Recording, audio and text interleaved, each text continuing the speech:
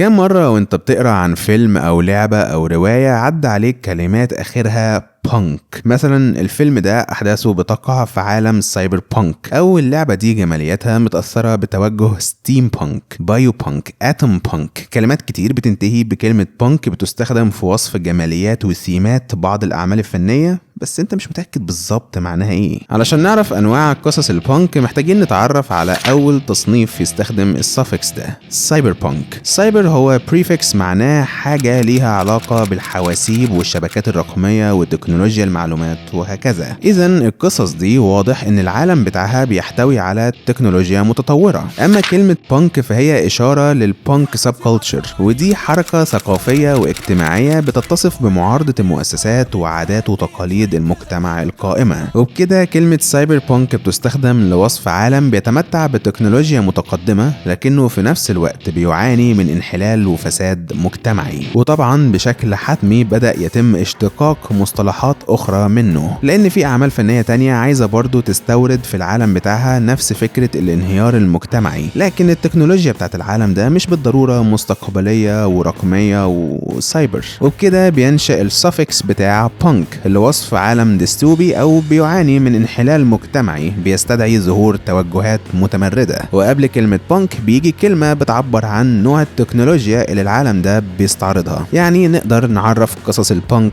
كالآتي: قصص البانك هي قصص بتقع في عالم خيالي بيميزه طباع جمالية وتكنولوجية محددة، وبيستعرض تقدم تكنولوجي مذهل من المفترض انه يخلي حياة الناس افضل، لكن في نفس الوقت العالم ده بيعاني من انحلال انساني واجتماعي بيخلي الناس حياتها أسوأ أو عايشين في ظروف ديستوبية. الانحلال ده ممكن يكون على شكل حكومة سلطوية مستبدة أو مجتمع هيراركي طبقي أو عالم بتحكمه أوليجاركيات بتستغل الناس، أو ببساطة انتشار أخلاقيات فاسدة ومنحلة. أبطال القصص دي غالبا بيكونوا من الطبقات المظلومة اللي بيتم استغلالها واضطهادها، أو ناس عموما بيحاولوا يثوروا على المؤسسات الظالمة في المجتمع ويسقطوها. عوالم البانك الخيالية بتكون فيها توجهات جمالية فريدة ومميزة بتعكس نوعية التكنولوجيا اللي تتمحور حواليها العوالم الخيالية دي. الكلمة اللي بتيجي قبل كلمة بانك بقى هي اللي بتحدد ايه هي نوعية التكنولوجيا وايه شكل التوجه الجمالي.